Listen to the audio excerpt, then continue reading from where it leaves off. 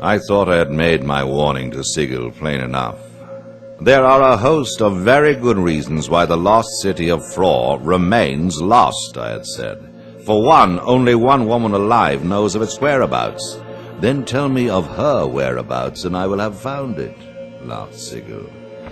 I could see the runes had been cast, but I persisted. For two, even if you persuade the woman to guide you there, the city is colder than a Tumarok's heart.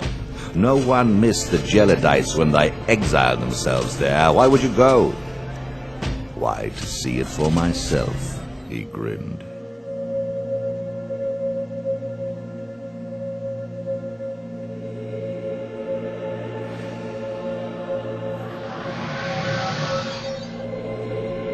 And so it was that the Rune Guard found themselves on a remote mountain peak above the home of the Geladites, the city of Frore, the Black Frost. Theirs was an ancient, apocalyptic religion which held that one day the sun would dim and world would freeze over. They believed that by studying frost-based magics and developing an affinity for the cold, they could survive this great freezing.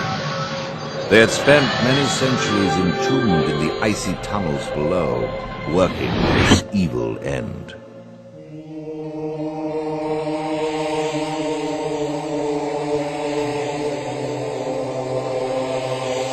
An Alluvian knight, Sir Geoffrey Tremblant, had stumbled across the city over a year ago and promptly disappeared. A simple shrine was all that remained to testify to his passing. The Rune Guard paid their respects and hoped to avoid the same frozen fate.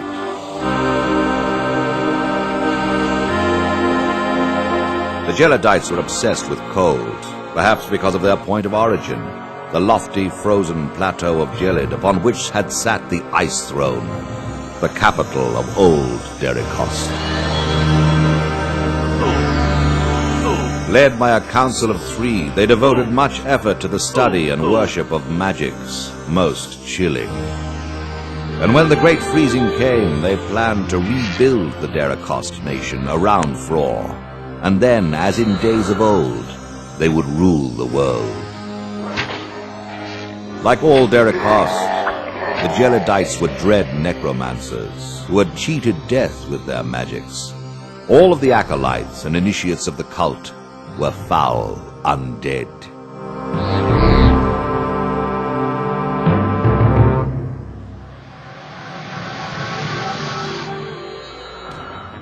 The Geladites expected the twisting maze of tunnels and the intense chill to thwart intruders.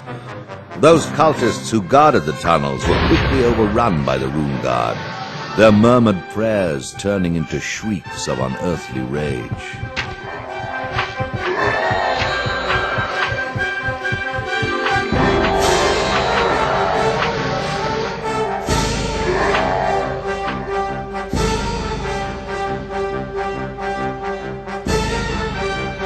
At least my warnings had prepared the knights. They armed themselves with enchanted blades that roared with a magical flame. They clad themselves in the warm fur of the Matakar to ward off the unearthly chill.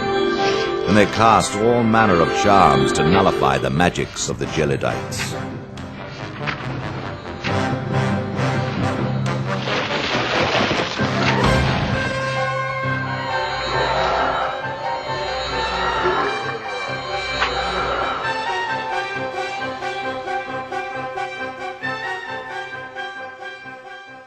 The Rune Guard moved with a determined purpose, noting the places where Tremblin's comrades had fallen.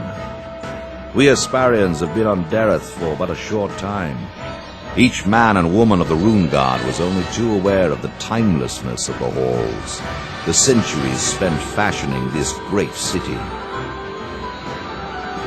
They had battled countless undead before, but now they stood on the verge of their frozen kingdom, an altogether more chilling prospect.